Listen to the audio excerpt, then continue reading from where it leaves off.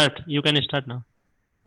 Good morning and a very warm welcome to everyone. We are thankful to each of you for showing interest in this program and taking out time to attend. Let me begin by introducing ourselves. My name is Mamta and I am from Punjab. We are a group called Jignasa, comprising of students and professionals, all connected to IIT Madras. Students are mostly of PhD in various fields in IIT Madras. Some are masters and bachelor's degree as well. We have at least 4 faculty, 2 from SRM University, 1 from IIT Madras, 1 from Kolkata. There are a couple of staff of IITM and their families. Few members are ex-students, few are professionals. One member is marketing director in a big corporate. This group is led by a senior principal scientist with CSIR, Government of India, Mr. V. Srinivas, and his wife, a chartered accountant, Mrs. V. Rashmi, who works as a regional accountant in Reliance Industries Limited. Profiles of Mr. V. Srinivas and Mrs. Rashmi has been shared at the time of the invite itself. I'll repeat it here. Mr. V. Srinivas has done BTech from IIT Madras and MTech from IIT Mumbai, both in chemical engineering. He is currently employed as Senior Principal Scientist in CSIR Lab in Chennai. He has been associated with preaching in IIT Madras for past 27 years. His wife, Mrs. V. Rashmi, is a chartered accountant, currently working as Assistant Vice President, Finance in Reliance Industries Limited. She has been preaching Gita in IIT Madras for past 5 years. To introduce the group members to each other, there are few employees of Reliance, few of SRM University, few of IIT Kanpur and Madras, few of Kolkata, rest are friends and family of our group. Few members are stationed in USA, few in Australia. So we are having international representation in this August group right now. The talk will be of 45 minutes, 15 minutes for question and answer session. If you have any question, please write on the chat box and our volunteers will read it out at the time of question and answer sessions. Please keep your videos and audios on mute during the talk. We are now live on Zoom and Facebook. So before we begin, there is one important announcement regarding the feedback form. Our volunteers will be sharing the feedback form link in the chat box at Zoom as well as Facebook. So please take a time to fill it and submit. It will help us to serve you better in the future. So now I request Mrs. Rashmi to start with her talk. Thank you.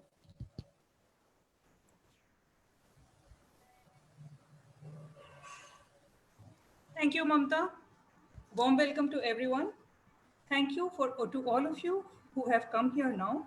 Biggest thank is to my friend Taruna Upadhyay. She is the reason. She is the reason this program has materialized. Actually, she organized a couple of Bhagavad Gita sessions in office. I work for Reliance, and there I found that a lot of people are interested. So I contacted Taruna, and she gave me some contact through which a WhatsApp group was formed. Now, since we all operate as a group, the entire group pulled in with all their friends and family. And now it has grown to, we have 2 WhatsApp groups and there are more than 400 contacts. We are hoping that most of you join along with your friends and family so that we can, have a nice session. So to take you through this session, I will just on a PPT.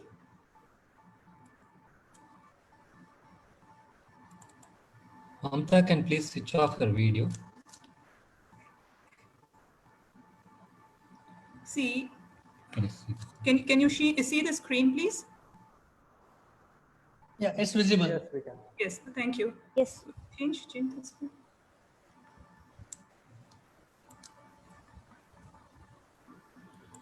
Just 1 minute. Okay. So, as we know that every Christian reads the Bible, every Muslim reads the Quran, but where Hindus are concerned, what are we reading?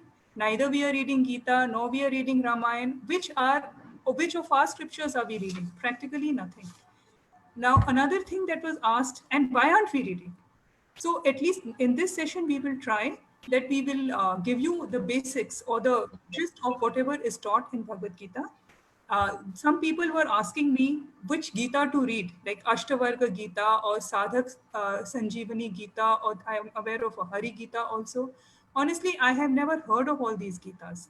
The only Gita we know about is the Gita that was spoken by Lord Krishna to Arjun in the battlefield of Kurukshetra, and that is the Bhagavad Gita. Now, there are many versions of Bhagavad Gita as well. So then, why should one read this Bhagavad Gita, which is called Bhagavad Gita as it is? This is because this particular version of Bhagavad Gita has been transformational for many lives. Just to give you an example, most people would have heard of David Beckham, the famous soccer player of Britain. He has a wife named Victoria. So at one point in time, he went and got a tattoo done of her name on his forearm, and that tattoo was in Devanagari script, the Sanskrit script. That became a rage across Europe. Everybody wanted a tattoo in the Devanagari script. So somebody went and got a very exotic tattoo done and was showing off to his friends that, see, I got this tattoo done and this is exotic Indian script. And he gave some exotic meaning of that Indian script. So that person, his friend, he was became envious and he thought I should also do something like this. So he found out which tattoo artist he went to. He went to the same tattoo artist and he said, you made something for my friend, please can you make something for me which is more exotic. So the friend said, see, that tattoo artist said, see, I'm a tattoo artist, I will put whatever design you bring me. What is to be put, that is for you to see. So this person goes home, he doesn't know what to do and he's thinking, he has very intense desire. So then somehow or the other, there's a Bhagavad Gita lying on his shelf. And he sees that and he says, oh, exotic Indian script. But then he wants also that the meaning should be better than what his friend has got. So to find that out, he said, okay, I will read this book and I will figure out which is the best, most exotic thing in this, and I will get that put tattooed. So when he starts reading cover to cover from beginning to end, by the end of reading Bhagavad Gita, the tattoo, he forgot about the tattoo on his forearm and the tattoo was made on his heart. And he became a devotee. This is how powerful, how potent this Gita is. Now we will also, like just any book, or it is not like any book that you can read the way you want. The spirit, we have to read Gita in the right spirit. And what is that right spirit? We have to be open-minded because we are, all these years we have heard so many things, or we have known so many things, or we have formed so many ideas. It is possible that those ideas or those thoughts are challenged. So we should first start by reading with an open mind. Then only we'll be able to, then after reading, decide whether you want to do or whether you want to accept it or not. The second thing is why should we read it at all? Because it is relevant to our age. And why am I saying that this is relevant to our age? Who among us does not think that his or her life is a battlefield? We are having so many battles to fight in our life on a daily basis. And Bhagavad Gita was spoken on the battlefield. It was not spoken at the bank of a river in some ashram. It was not spoken like this, like all the other scriptures. It was spoken on the battlefield by Krishna to Arjun, which means that it is symbolic of the battlefield of our life. And we don't even need to think that after we have crossed a certain age, we will read. We have to read it now because in the middle of the battle we have to read it. Only then we will be able to apply the teachings to our life and our life will become perfect. The other thing that I would like to point out is Arjun was a Kshatriya and he was a Grihastha. If we see that, we know a lot of people have this thought that once I take sannyas or once I reach a certain age, then it is the right thing for me to do. But Arjun was a grihastha, and after hearing the entire Gyan of Gita, he continued being a Kshatriya and a grihastha. He did not become a renunciant, wo sadhu sannyasi nahi ban gaya. So we don't have to feel scared. Sometimes our families feel scared and insecure when they see that we are showing interest in this kind of a thing. But there is no need to feel that. From the person who heard it directly from God, he did not give up his family. Why will any of us give up our family or give up whatever we are doing? Now, the way we try to do a geometric theorem, which is that, start with some assumptions and then we do some things to prove those assumptions. That same way for Bhagavad Gita also, we start with a few assumptions and then we see how it goes later. So what are the assumptions that we are talking about? The first assumption is that there is a God. There are a lot of people who are atheists in today's world. So let us, for a moment, let us assume that yes, there is God. Then we are more receptive to whatever is being taught in Bhagavad Gita. The second thing that we need to understand is God has a form. There is this constant battle going on, especially in India, whether God has a form or whether God is formless. For now, let us assume God has a form and He is talking to us in His form. What is the importance of life? The importance of authority. Now, suppose I come and tell you that particular thing is a piece of gold, or your child comes and tells you this is a piece of gold. Would you believe it that that is gold? You would rather take it to one of the jewelers, the BC Sen in Calcutta, the um, GRT in Chennai. We take it to a reputed jeweler and we find out whether it is actually gold or not. We will accept the authority of that jeweler because he is an expert in that field. We will not accept the authority of our child or of our neighbor or of our, for the simple reason that they may not be an authority in this. So have an importance of authority. We may not be in love with the person of GRT who told us that this is gold or not, but we will be in love with our child or our relative, whoever tells us. That does not that does not mean that just because we love a person, we will trust a person. At the same time, we can accept the authority of someone because we know that person is an expert in that field. So we have to learn Gita from someone who knows, who has also learned. Gita has to be accepted in the spirit of devotion. If we accept it, that is one of the assumptions, that is the reason. Try to accept it in the spirit of devotion and see where it takes you. One has to understand Gita in a submissive spirit. If we are challenging each and every word that is written or that is spoken, then it doesn't come across. The message doesn't come across. First, take what is the message, then decide whether you want to receive it or you don't want to receive it. Now, one of the questions we had asked for some questions. If anybody has any questions, they can mail to our Jigyasa email ID. So one of the questions that we had received in that was, what is the purpose of life? I was actually very happy to read that question because that, what is the purpose of life, is in Sanskrit called Athato Brahma Jigyasa. That this human form of life, the purpose of this human form of life is precisely that question. What is the purpose of human form of life? So in these 10 sessions, we will be answering those questions. What is the purpose of human form of life? Why are we suffering? What is the solution to all the problems? That is called Athato Brahma Jigyasa. The Bhagavad Gita deals with 5 subject matters.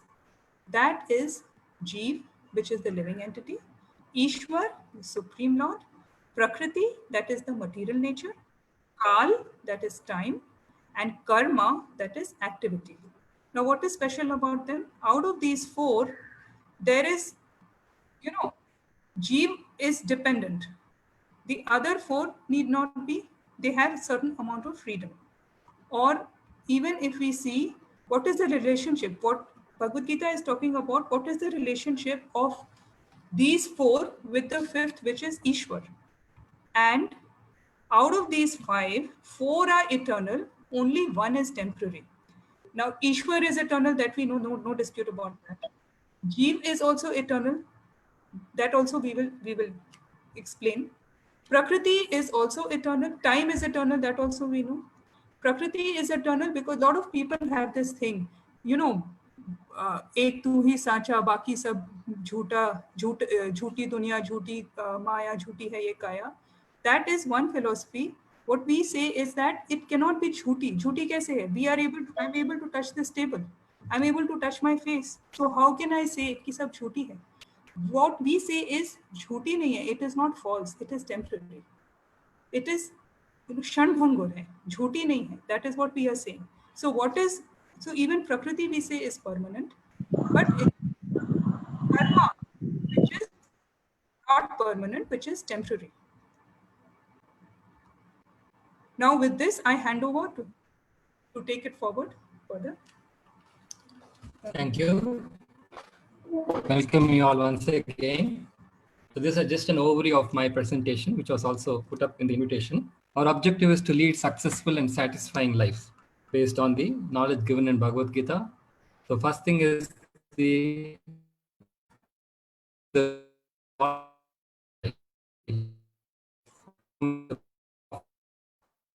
problem. So therefore, we need to know what is the real problem. What is the second point we need to address is how do we seek a proper guidance from a person who can be our mentor. And we have many guides in life, and there's one primary guide. And the third important thing is having understood the problem and received the solution, we should be equip ourselves to accept and implement it. It has been laid out, we have to walk it ourselves.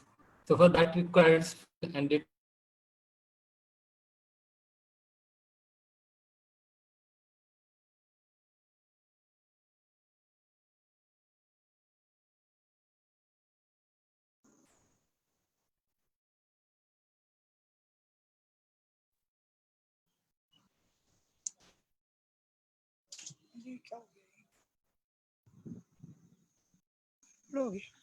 Please have patience. We are rectifying the problem.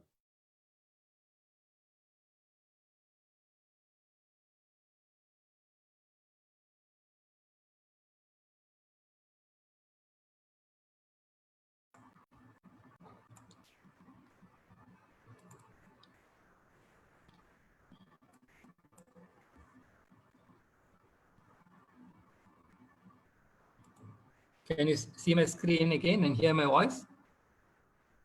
Yes. Yes, sir. Yeah. So now how do we go about learning Bhagavad Gita? There are three aspects to this. One is we have to get the knowledge. And having received the knowledge, we need to understand it with the help of a guide. And he also has to help us to apply that knowledge. So this is knowledge, understanding, and application. So these are the three ways we apply this Bhagavad Gita. Now, what is the problem? Let us look at the first sloka of Bhagavad Gita. That is a description of the root cause of every problem. Dharmakshetre Kurukshetre Samaveda Dhritarashtravacha Dharmakshetre Kurukshetre Samaveda Yutso Mamaka Pandavascheva Kim Akurvata Sanjaya. So the word Dhritarashtra means Dhrita Rashtra. He is so determined to hold on to his position. As we know the background, Dhritarashtra and Pandu, they were born through Vyasadeva, and Dhritarashtra being elder, he was supposed to be the king, but as he was blind, he was not eligible for that. So the kingdom was handed over to Pandu. But since Pandu died prematurely and his sons were not mature enough to become the rulers, so Dhritarashtra was put as a stopgap solution. But then, even after the Pandavas grew up, he was not willing to hand the throne over to them. Instead, he was trying to put Duryodhana and his sons in the position. So because he was firmly attached to a position which he doesn't deserve, he is named as Dhritarashtra. So not only was he physically blind, he was also spiritually blind. So this is the problem as far as Dhritarashtra is concerned. And the first verse also mentions the word Dharma Kshetra. Dharma means constitution. Just like sugar, the dharma of sugar is it has to be sweet. If you add salt, it should give taste. So like that, everyone has his own eternal dharma. Dharma means eternal constitution, which can never be changed, or core characteristics. And there are some acquired characteristics, acquired dharmas, which can change. Each one of us is individual, and we have our constitutional position, and we have our acquired positions, which can be changed from time to time. So this world as we see it around us is functioning through this interplay of these dharmas of different living entities. And one cannot replicate others' dharma. And that's why if you see in the Mahabharata serial, towards the war scenes, each warrior says, you execute your dharma, I will do my dharma. So dharma, it helps us to resolve conflicts. And Kurukshetra, the word, refers to a place of sacrifice. So when we are born as human beings, we have to learn the art of sacrifice. We have sacrificed many things in our life to grow up. So this is an inevitable principle that everyone has to sacrifice something if he wants to advance in life. So how do we go about doing this sacrifice? That is taught in the battlefield of Kurukshetra. And then we have inevitable conflicts because each of us has our own dharma and each of us is trying to sacrifice to advance. And still some of us are attached to our positions. There is bound to be some conflict. And that is why it says Samaveta Yutsava. They have assembled to fight. And they could have resolved this conflict peacefully by taking guidance from Lord Krishna, but they refused it. So, and because of these disqualifications of Dhritarashtra, he had a dual conception of me and mine. It says Mamaka Pandavaschaiva, my sons and the sons of Pandu. He started distinguishing like that. So when there is duality, just like if we have two eyes seeing two different things simultaneously, then we cannot have proper vision. So this duality that exists in this world, which leads to all the conflicts. Now, the last part of the question raised by Dhritarashtra is, Kim Kurvata Sanjaya? What did they do? So this duality leads to anxiety. That is, if you fear success and failure, happiness and distress, heat and cold, profit, loss, favorable, unfavorable. So once we have this kind of a conception, success and failure, that leads to anxiety. So when we are anxiety, we keep asking the same question again and again. Although we know the answer, sometimes we repeat our questions. That indicates our weakness of heart. Now, what are the fundamental questions we should ask in life? So any action, you will see in the 18th chapter, there's a mention of the 5 factors of action. Anything good or bad must have these factors. What are they? You need a place. Any action has to happen, there should be a place. Just like I'm sitting in my house, you're sitting in your house. Any activity needs a place for its execution. Second is there should be a living person. Even the most sophisticated instrument needs a person to drive it forward. And then we need an instrument to perform something. Just the simplest thing is our hands and legs, our bodily parts. These are also instruments. And we need to endeavor. There's a procedure in which we need to follow to achieve something. So we need to endeavor. And then everything has to be sanctioned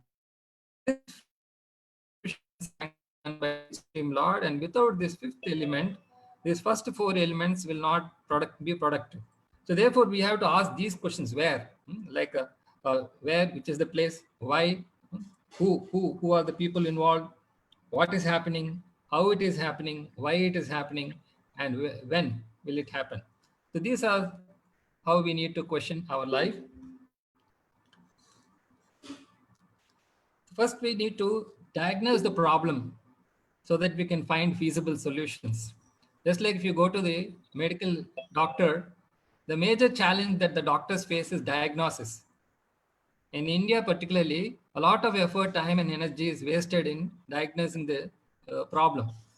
Because the solutions are available, but because the diagnosis is done improperly or delayed, it complicates the matter.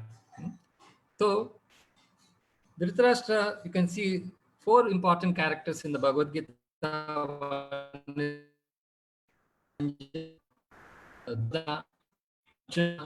And ultimately Lord Krishna.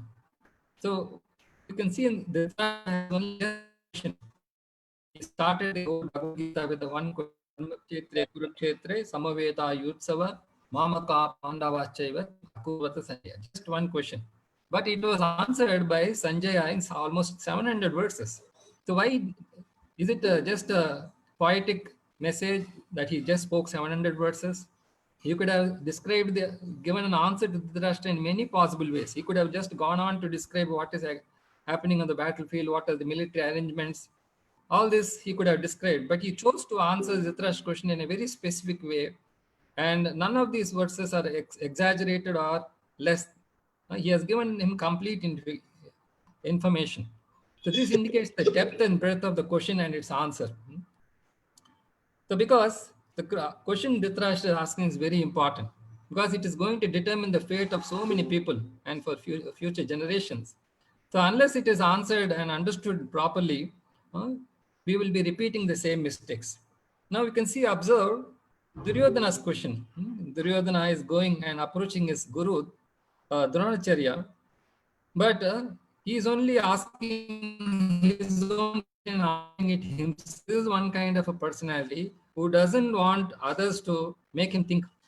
Both the question and answer are raised by himself. So that person will not be successful. In the case of Arjuna, whatever questions he asked are very pertinent and they are answered by Krishna, who is the perfect master. So Bhagavad Gita identifies all problems, their analysis and solutions comprehensively. So how is it? We will see. Just this one question, and each question, if each one takes 700 verses, there's no end. But the root principles of a question and an answer are given in this Bhagavad Gita. Now,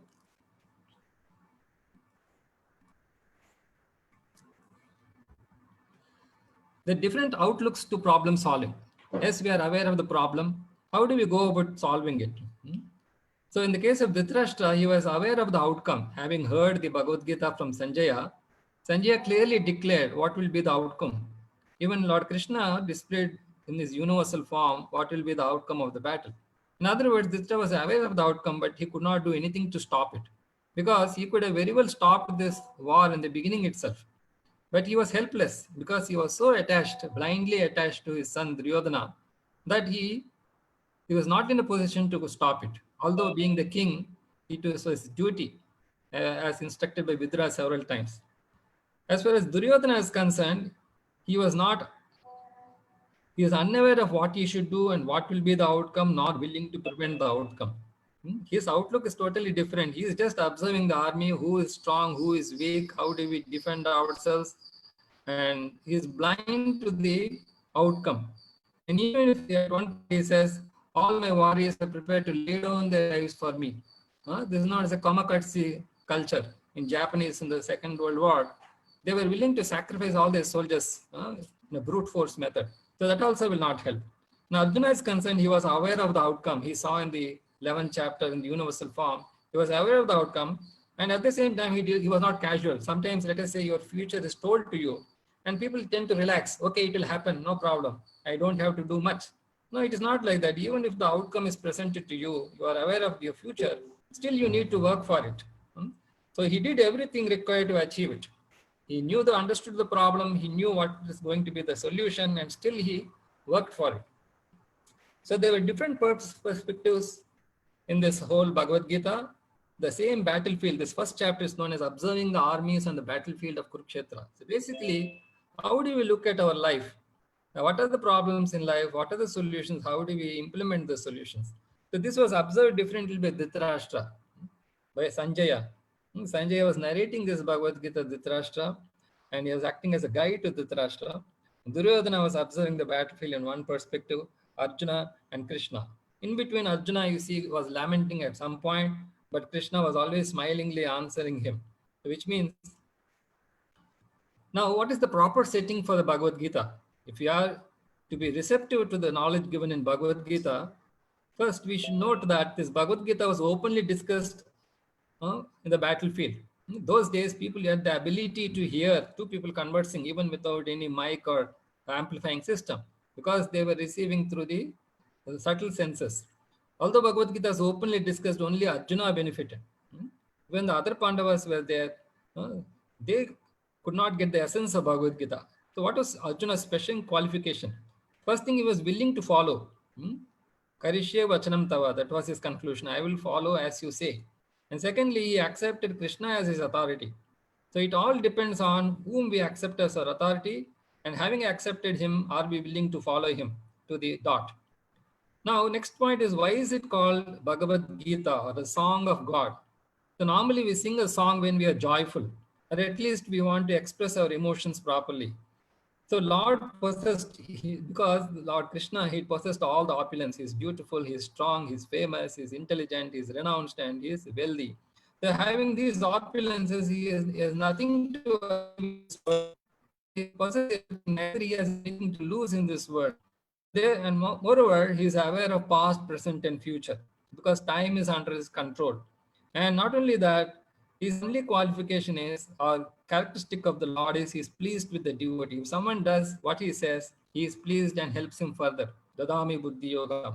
So our objective in life to accept the authority of the Lord or our master, try to please him, and that way progress. Now, Arjuna's inquiries include all possible questions. Let us say we have opened this floor for questions. Any number of questions you put, ultimately they can be grouped, categorized under the questions put by Arjuna. So he is representing us, all our problems, and there may be some questions which do not come to our mind. Even those questions are like miscellaneous questions, we say. So those are also addressed by Arjuna, and Krishna's message includes all possible answers and more.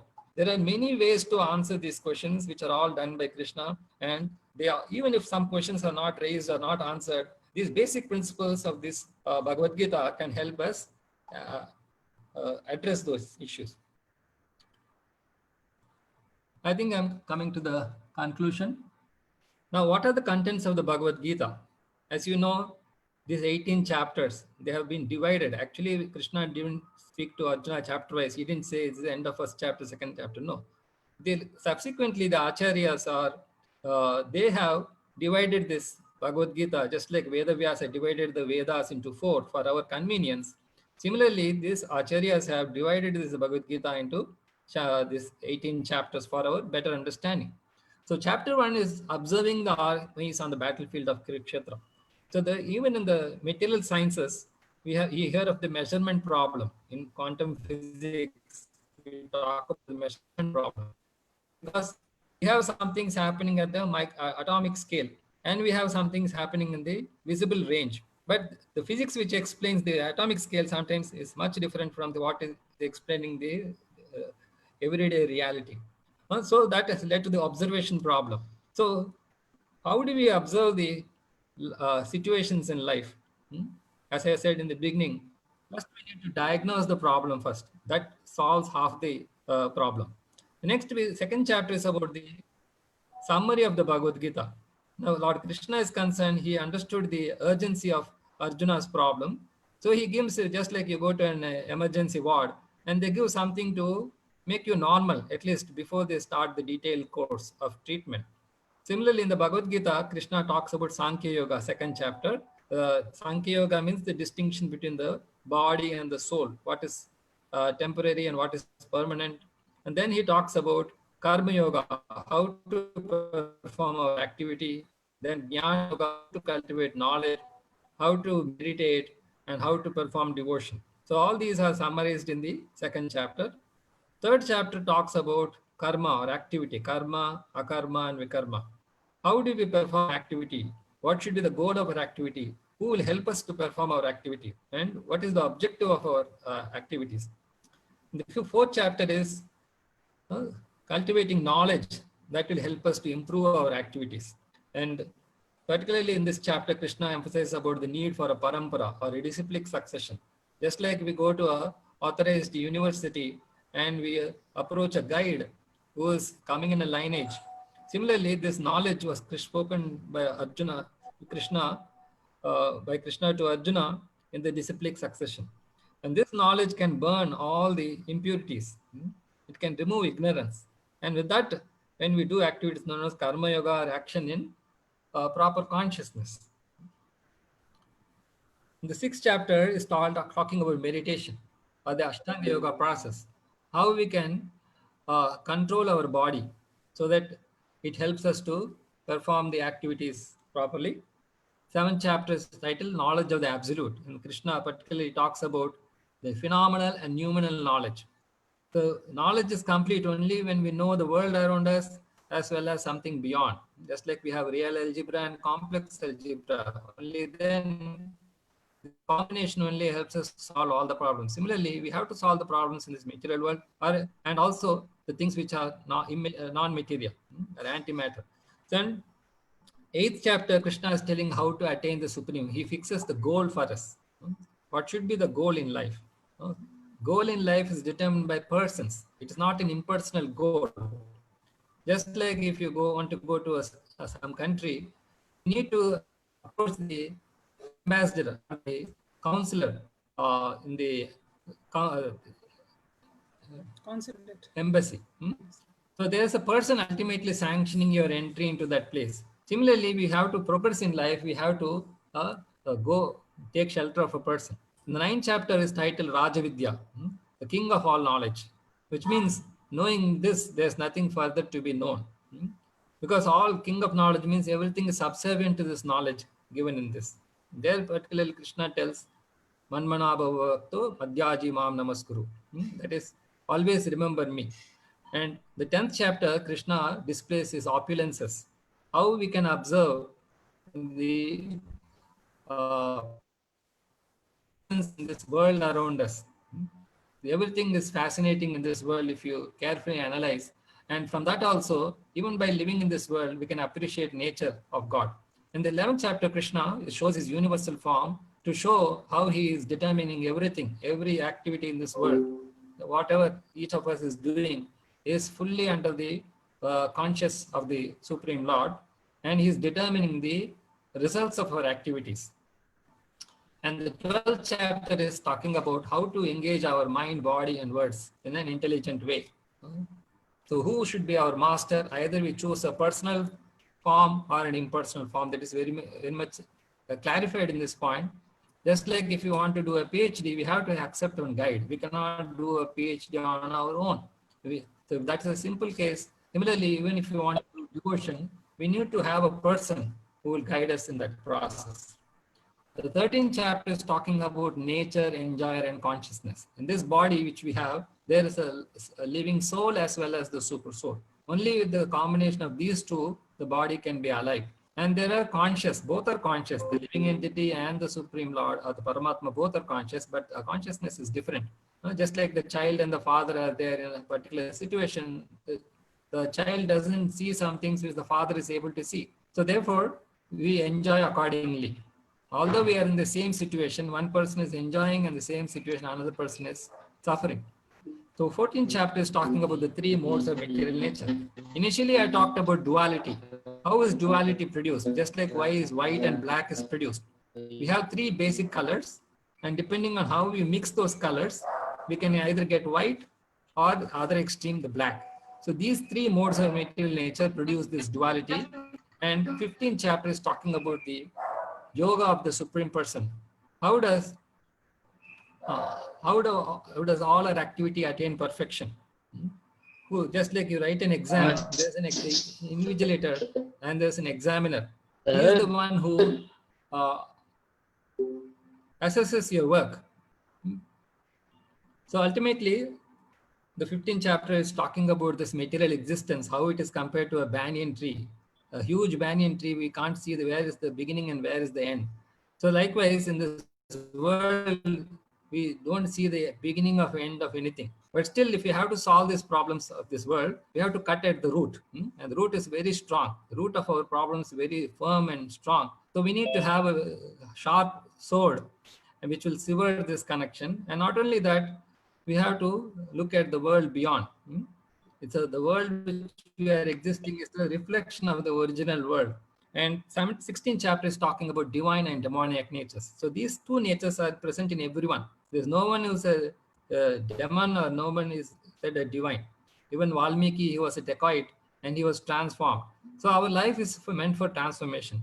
We have some bad qualities, we have some good qualities. We have to reduce the bad and improve the good. And 17th is talking about divisions of faith. There are 4 types of faith. One is transcendental faith, which faith is unflinching trust in something sublime. It is like a foundation for our growth in life. So that faith can be transcendental, which means it is not governed by the 3 modes. Our faith can be in the mode of goodness, passion, and ignorance. Accordingly, we perform our different activities. We perform different types of austerities, different types of sacrifices. We cultivate knowledge with the foods we eat. Everything depends on this faith. So accordingly, we grow. Just like a pure gold is there, or you have gold mixed with alloys, or gold with so many impurities. Accordingly, you get the quality of the jewelry is different. In the 18th chapter is the conclusion of the perfection of renunciation. Jnana, Vairagya. What is sannyasa and Vairagya? As I mentioned in the beginning, the life is meant for sacrifice. Now, how do we perform sacrifice? Sacrifice means it should be for some benefit. You should not blindly do any sacrifice. Are we going to gain something? Sannyasa and Vairagya. Vairagya means something we have to give up. Just like we were children, we were attached to our toys. But as we grew up, we gave up attachment for those things. So the only way we can progress this life is we go for the higher things and naturally give up the lower things. So this is an overview of the Bhagavad Gita. So what we will do in subsequent sessions is we'll take up the questions put by Arjuna, because he is like a representative of all the living entities, not only in this world, in the higher worlds and lower worlds. So he is on our behalf, he is putting the questions. How do we relate our questions and put them under those categories? And then what are the summary of the answers given by Lord Krishna, which we can apply in our life? So with this, I will end my presentation. If any of you have any questions, you can put it on the chat box. Our volunteers will read it out and we'll try to answer as many as we can. If time it goes beyond our time, then we'll take it offline. Hare Krishna. Thank you, Mr. Vishnivas and Mrs. Rashmi for very informative and enlightening class. Just to summarize the session from life lessons from Bhagavad Gita, I have made few points. Like we learned that Bhagavad Gita is for people of all age. It is not only for a particular age group. So what is the purpose of life? The purpose of life is to inquire that what is the purpose of human life. We talked about 5 subject matters of Bhagavad Gita: Ishwar, Jeev, Prakriti, Kal, and Karma. Our objective is to lead a successful life. Every individual has their own eternal dharma, constitutional position. If you want to advance in your life, you need to learn to sacrifice. Anxiety in life leads to weakness of heart. To find the solution of our problem, first we need to diagnose it.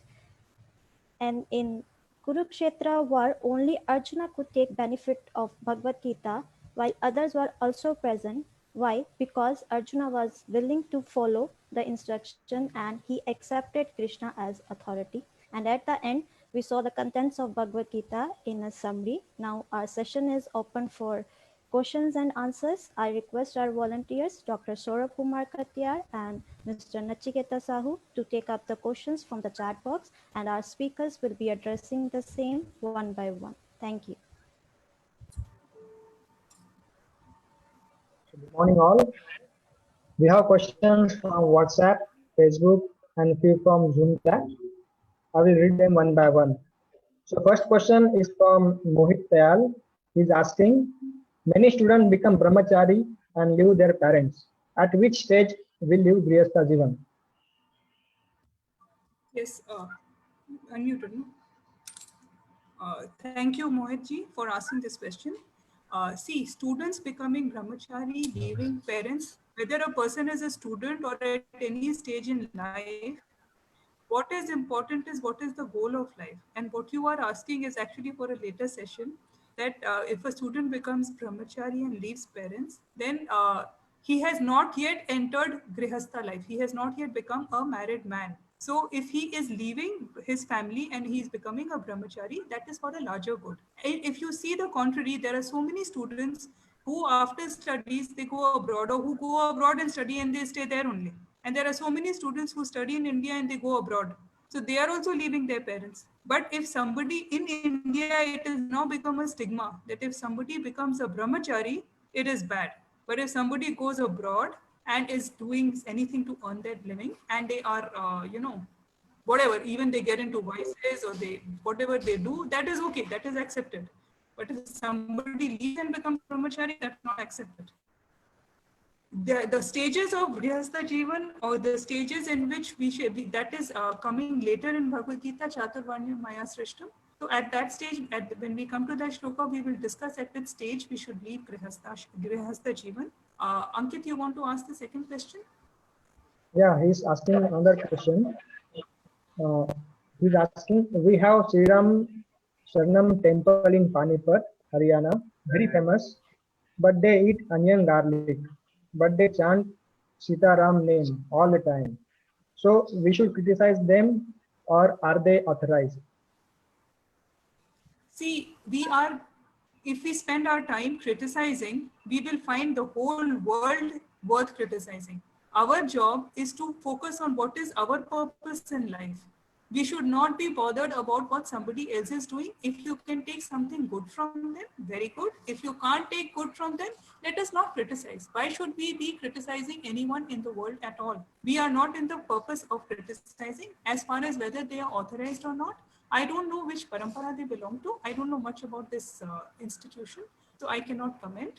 They do not have, okay, Ankit, you want to ask further? Yeah, another question from Rupam Kedia. She's asking, if we consider Lord to have a firm, then we are implying that he is limited, whereas he is unlimited. How do we understand this? If Lord has a form, does not make him unlimited, because there is a lot of difference between his form and our form. Our form, all our senses are limited. Whereas the Lord, we have in our prayers, Angani yasya sakalendriya vrittimanti, pashyanti panti kalayanti cheram jaganti, which means that each sense of the Lord is capable of doing the function of the other senses. For example, I cannot see from my eyes, I cannot eat from my ears, whereas the Lord can do all of it. Each sense of the Lord is unlimited as against our senses. The form of the Lord can appear like ours, but that does not mean that the form of the Lord is the same as ours or it has the same limitations that our form has. Next question, Ankit. Regarding brahmachari and Another, ashram, Wait. the ashram is concerned, as I said, it is based on the nature, dharma, part of Sanatana, Varnashrama dharma. So that is has to be chosen according to our nature, which ashram is best suited for me to progress in life. Yeah, next. yeah, another question from Mrs. Meena. She's asking, why was Dhritarashtra not able to stop the war? Why Because was he wanted the war. So that is the adamancy. He knows the outcome, but still, let me try. So that is his. Moreover, he had lost control over his son Duryodhana. Whatever Duryodhana wanted, he was blindly following. So he was many times warned by Vidura to reject his own son.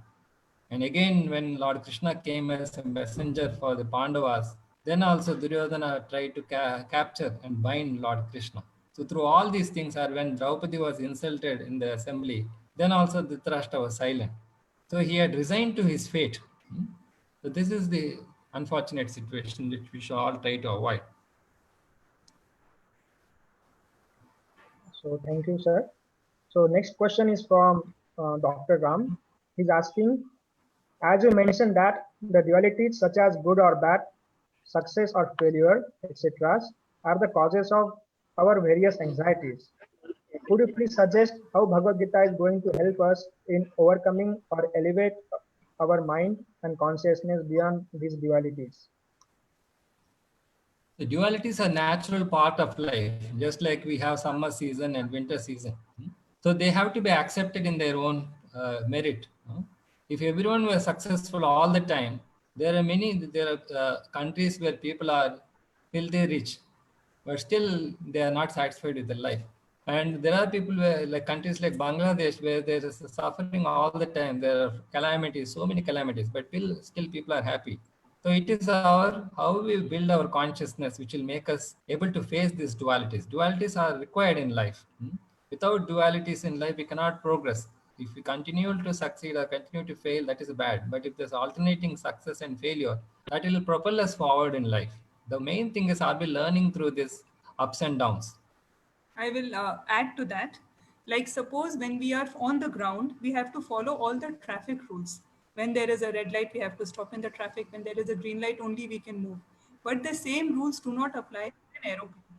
When we are up in the sky, then the traffic rules on the ground, they do not bother us. The same way, when we are caught up in these dualities of life, then we are happy when something positive happens, we are sad when something negative happens. But if we are able to alleviate our consciousness beyond these dualities, if we see a higher truth, and if we are able to fix our consciousness on the higher truth, then we these small dualities, they become like minor irritants which we can very easily ignore. The Bhagavad Gita helps us to do that. Tolerance means accepting. It doesn't mean you become insensitive to these problems. It means that you learn to accept them and move forward. Just like supposing you are come across a huge mountain, especially in Maharashtra, you see huge mountains are there. So either you can fly over the mountain or go around the mountain or put a tunnel through the mountain. So that decision you have to take. Okay. Next. Next. Thank you, sir. Dr. Ram is asking another relevant question. He's asking, can you comment from the light of Bhagavad Gita? Why are we not satisfied even after achieving our dreams? That is because once the moment a dream is achieved, there are 200 more dreams which have germinated and taken birth. We are never satisfied because our desires are always one after the other. They are like waves in an ocean. They keep on coming and they keep on attacking us. And our mind is tuned to it that the moment there is a desire, the mind runs in that direction. And the mind is actually become so tuned to it over so many years, running in all the directions all the time, that it becomes a little, it is so restless that it doesn't get happiness in anything. Even when it runs behind something and gets it, the mind is by nature become restless. So it runs behind something else because by the time something else has come. Yes. Yeah. Thank you, ma'am. There So is moreover, another question from. Yes. Yes, please go ahead. Huh. yeah, see, Dr. Saraf, when please we go are in a ahead. dream world, when we are in the dream, we see so many things. But unless we wake up to the reality, it has no value. So similarly, when the dreaming state, it's called a daydream. Unless we are firmly grounded in the principles of Bhagavad Gita, we start to daydream. And in this dream, there's always scope for this happiness and distress, ups and downs. So unless we wake up to the reality, these dreams will keep troubling us. And So Any other question? next question is, what do you mean by sacrifice? Are there sacrifices other than animal sacrifice? Yes. Sacrifice is what a mother, when she feeds the child and stays hungry, that is a sacrifice. There are so many things we do in our normal life which is also a sacrifice. When mother goes to work, leaving the child behind so that she can earn and provide for the child, that is sacrifice. When the father works late or goes out of town, goes through a lot of inconveniences to provide for the family, that is sacrifice. There are so many sacrifices we do in the normal course of our life which we do not even realize because we are sacrificing for people whom we love. So another question so from Snehal Parik. How to balance karma and bhagya? Niyati. coming back to the earlier question, sacrifice. First of all, there should be an object of sacrifice. For whom are we doing this sacrifice? And second question is, how does he want us to do that sacrifice? And third question should be, what is required from my side to perform that sacrifice? Without this, it is incomplete. So this guidance is given by the scriptures and by the authorities and by Lord himself. So unless these three things are clear to us, who is the object of sacrifice? In other words, who has to be pleased by my sacrifice? Just like I'm sacrificing my energy and going to work. And then who is the object of a sacrifice? The boss. He is the one who is going to assess our work and pay us the salary. So that object of sacrifice, and then we need to know how to perform the sacrifice. We have to do it not as we like. We have to ask from the object how he wants us to do it. And then that's even if we know what is the path to accomplish that sacrifice, do we have the ingredients? Have we assembled all the raw materials? That is very important. That effort we have to do from our side. So this is a few words about the sacrifice. And coming back to this question, and how do we balance karma and bhagya, or that is destiny? So the answer is that whatever karma we do in this birth, we will get the result of that in our next birth. Now, in our next birth, it is not necessary that the same, in birth one, we have done some karma, birth two itself, we will get the result. Some results we can get in birth two, some in three, some in four, and whatever results we get, it is going to be like a package deal. So what is karma is what we are doing. It is the choice we are exercising. What is bhagya or niyati जिसको बोलते हैं, It is the choices that are coming in front of us. Jaise, when I was studying, I did not get this option of joining IIT at all. It was not there in my agenda. But I am surrounded by people who are IITians. My husband himself has done IIT, gone to IIT twice. So it is a matter of choice. At that time, मुझे वो choice ही नहीं मिला. So वो मेरी नियति थी. But whatever karma बोलिए, भाग्य बोलिए, but now I am surrounded by IITs. Or if I put it in a different way, at the time when we are to get married, हमारे लिए बहुत सारे रिश्ते आते हैं. Lot of proposals come for us, which we consider, some we don't even consider. Now the person we marry is our choice, but the proposals that come to us is our bhagya, is our niyati. I hope I've been able to explain this. Just like if you board a flight, up to boarding the flight, it was your destiny in one sense. Having boarded the flight, after you sit in the flight, what you do, that is a choice you can still make. So as she is explaining, the bhagya is decided by our past activities. We cannot change those activities nor the results of the activities. We may, to some extent, be able to do that, but predominantly we cannot change our bhagya. But given that particular bhagya, how we choose to perform that is within our hands. That is free will. So that is the distinction between destiny and free will. Destiny cannot be changed, but free will can be exercised, and we can live whoever will. The next question. Next question is from Kamal Kumar Ahir. In which form should we accept the God Sakar or Nirakar? Since I am visually challenged, I cannot see the face of Lord in photo. So as we were saying, the Lord has a form, but is not visible to us in the present situation. We don't have the senses to see the Lord. So therefore, he becomes visible to us in the form of his name. But the name of the Lord is not different from the Lord. Or the deity, we have the Vigraha in the temple that is said to be made out of the form of the Lord. And then we hear the qualities. By hearing, we can see. Like Bilvamangal Thakura, he was blind, but he could relate with Lord Krishna. Krishna personally came and related with him. And he was able to compose so much good poetry about Lord Krishna. So by hearing the name, by hearing about the qualities of the Lord, the pastimes of the Lord, and by serving the Lord, we can see the Lord.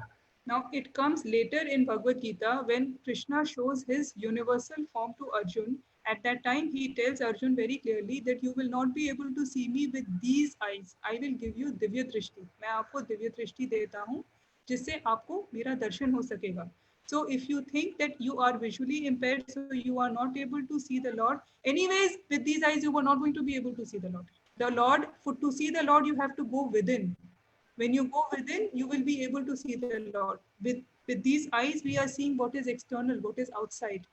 So Shastra Chakshu, we have to see through scriptures, and another is Premanjana, the salve of love. Our eyes should be imbibed with love. That is the only way. प्रेम का काजल लगाइए तो भगवान नजर आएंगे, ऐसा बोलते हैं. Okay, Saurabh, next question. Next question is from Sri Lata Sethi. Does rebirth happens as per our karma? Hell and heaven is really exist?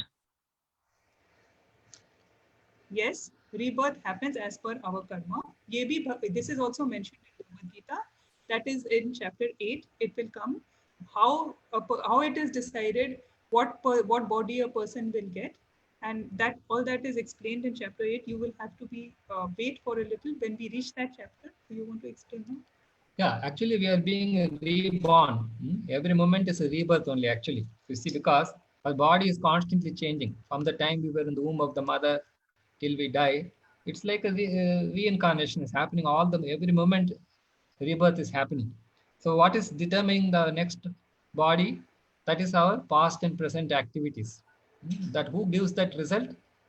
Deva Netrena, that is the demigod. There are some higher beings who are in charge for giving. Just like you want to buy a house, you have the money, but unless the builder is there, you cannot buy that house. So similarly, this body is provided by material nature under the supervision of higher living beings, and we become eligible for those bodies according to our past and present activities. And heaven and hell are real. But the only thing is, the heaven and hell cannot be experienced in this same body. We have to be provided a suitable body to go to heaven or suffer in hell. So that is the provided again by. Yes, next question, Saurabh.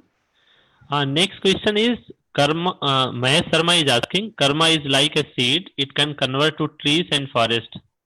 Do you want to comment on this? Yeah, that's why it is known as there are 4 stages of the manifestation of any karma. One is known as the aprarabdha, kuta, bija, and prarabdha. That is the unmanifest stage.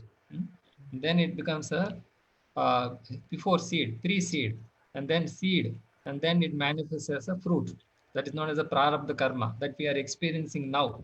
The moment we do an act, just like Dhritarashtra was there, he killed a nest which had some 100 birds in it. And that result came to him after many lifetimes.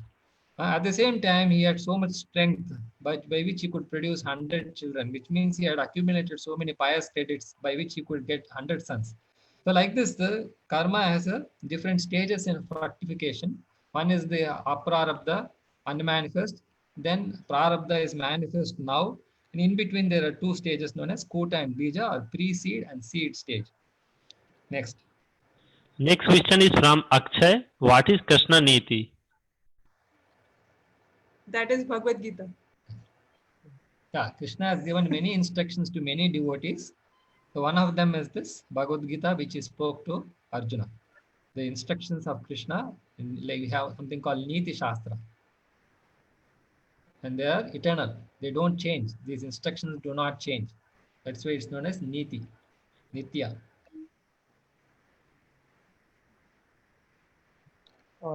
Yeah, one more question from Shubham. He's asking how to seek proper guidance.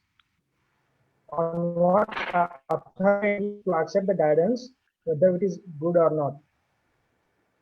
See, how to seek proper guidance is a very important question that is asked, because Duryodhan also had a guide, Arjun also had a guide.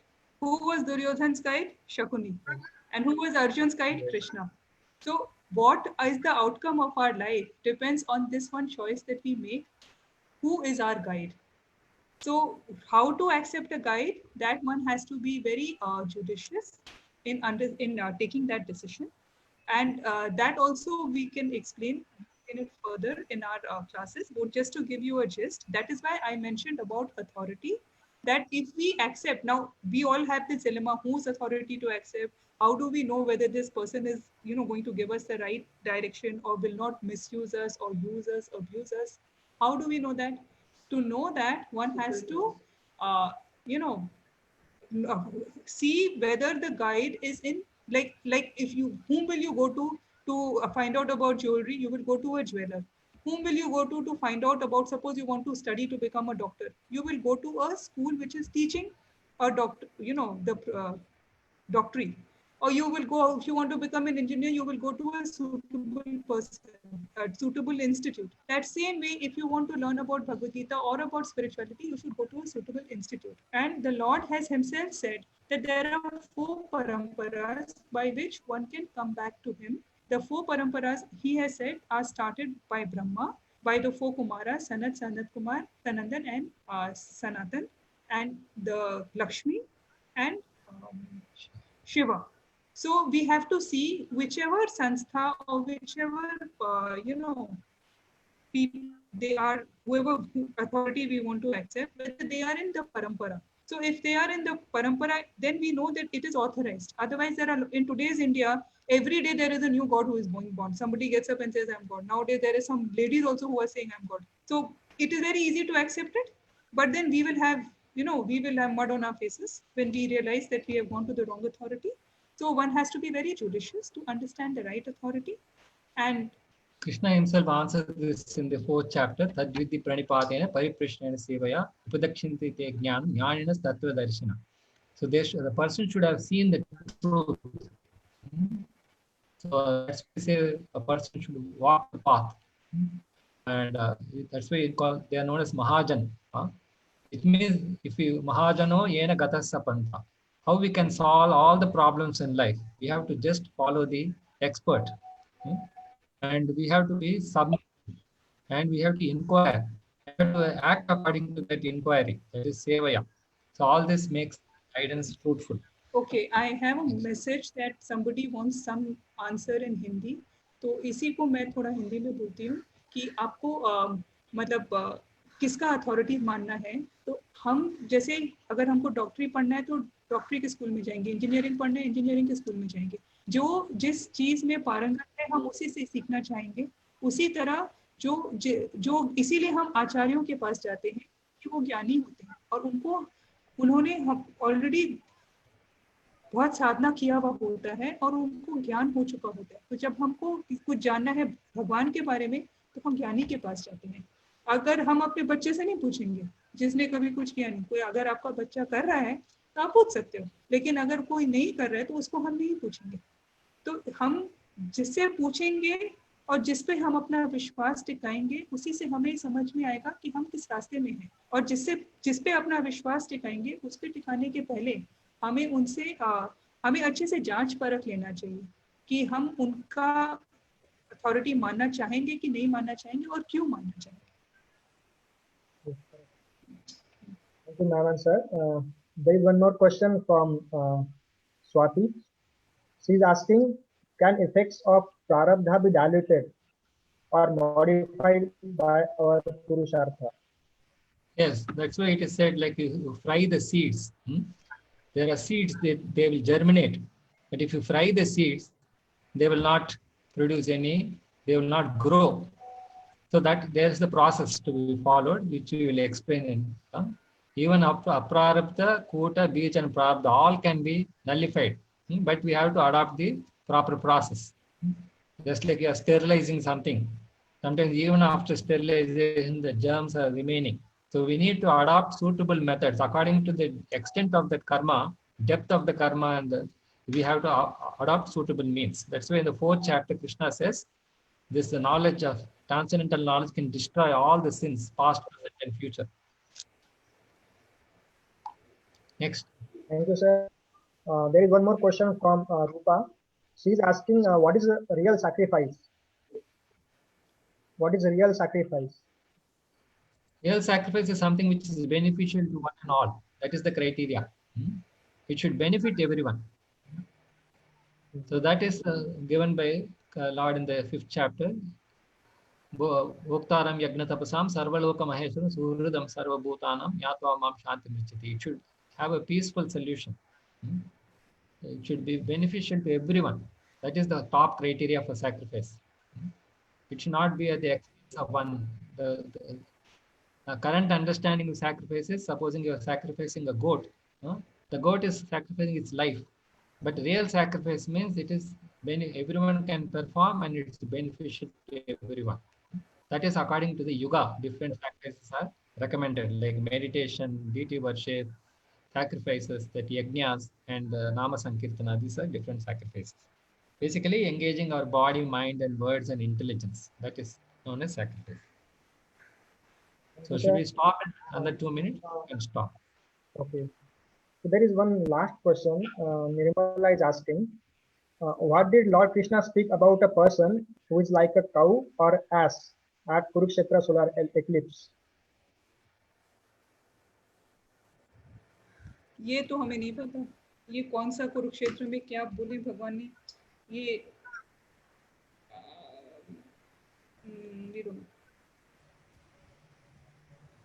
we will find out it. You as of now हमें नहीं पता ये क्या है.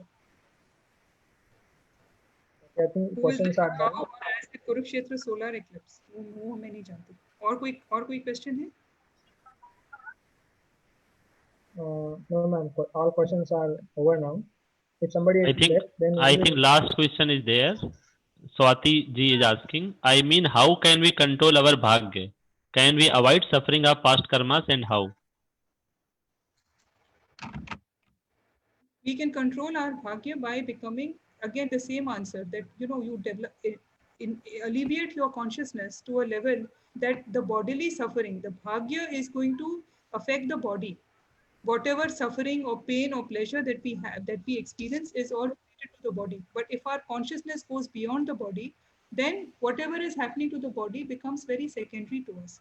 Then if we have that aeroplane overview, then what is happening to the traffic on the ground does not really bother the person who's on the flight. So अपने कर्म से Even agar, there are, if you see the lives of devotees, each of the devotees who are called great devotees, they have suffered a lot, much more than what a normal person can suffer. But how could they tolerate, or how could they go despite above that, despite all the problems they faced? It is because their consciousness was at a different level. Their consciousness was not on their suffering. Also, we see the analogy of the boat, and the boat is used to cross the ocean, but in the process, it has to tolerate the waves, and the waves are usually very huge. They rise very up and go down next moment. But if you are secured on the boat, then we are able to cross the unsurmountable ocean. Similarly, same thing about you should have a breeze, and if you have an expert like this, we can overcome the problems.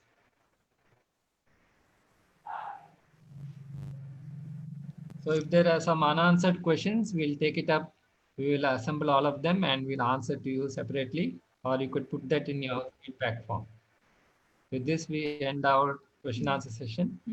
And I would request Ms. Mamta to. Come on. Thank you, sir. Thank you, madam. Thank you, Dr. Saurabh and Mr. Ankit. So we would like to end our today's session with vote of thanks. First of all, on behalf of our whole team, Jignasa IITM, we thank all the participants to hear us patiently and for their kind cooperation during the class. We are so grateful to our speakers, Mr. V. Srinivas and Mrs. Rashmi, for this wonderful session. It was really, really inspiring. We thank our technical team for all their efforts to make this session successful. Last but not least, we thank our team Jignasa IITM. We hope you all found the session very useful and learned the lessons, life lessons from Bhagavad Gita to take you home and practically implement in your life. I wish you all a very wonderful day and wish to see you all for our next session. Thank you. Have a wonderful day.